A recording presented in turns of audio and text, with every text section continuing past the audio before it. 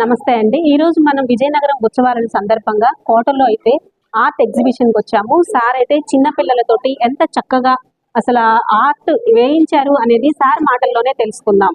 Sir చెప్పండి sir. నమస్తే అమ్మా, నా పేరు సతీష్ రాజు గారు అంటారు.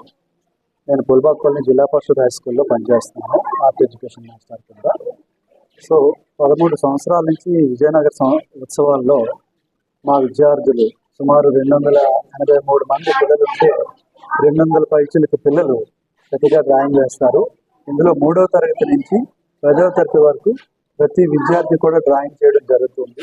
ఈ డ్రాయింగ్ ఏ విధంగా ఉంటుందంటే, సామాజిక స్పృహతో ఎన్నో కార్యక్రమాలు జరుగుతున్నప్పుడు నీరు కానీ పర్యావరణం పరిరక్షణ మీద, ఆడపిల్లల మీద అఘాయిత్యాలు నివారణ, ఈ విధమైనటువంటి కాన్సెప్ట్స్తో ఈ పిల్లలకి తర్ఫీదు ఇచ్చి చక్కటి డ్రాయింగ్స్ వేయించి తద్వారా సమాజానికి మా పూల్బాగ్ పాఠశాల విద్యార్థుల ద్వారా ఒక రకమైనటువంటి సందేశాన్ని ఇవ్వాలనే ఉద్దేశంతో ఈ పిల్లలతో ఈ డ్రాయింగ్స్ని వేయించడం జరుగుతుంది.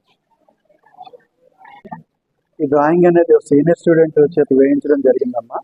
ఈ డ్రాయింగ్ కాన్సెప్ట్ ఏంటంటే, చదువు అనేది జ్ఞానం కోసం, మార్కులే కొలబద్ద కాదు. ప్రతి విద్యార్థి తన పాఠశాలలో చదువుకున్న చదువు ద్వారా జ్ఞానాన్ని సంపాదించుకుంటే భావి భారతంలో ఎలా అయితే ఆ చదువు అనేటటువంటి నాలెడ్జ్తో ఈ సాగరాన్ని, జీవితం అనే సాగరాన్ని ఎలా దాటాలి. పెద్దలు ఒక సామెత చెప్పారు, భవసాగరాలు అంటారు, సంసార జీవితాలు అంటారు. ఇవన్నిటినీ దాటాలి అంటే, ఏదైనా సరే జీవితంలో నిలదొక్కుకోవాలనుకుంటే నాలెడ్జ్ అనేది పుస్తకం ద్వారానే వస్తుంది.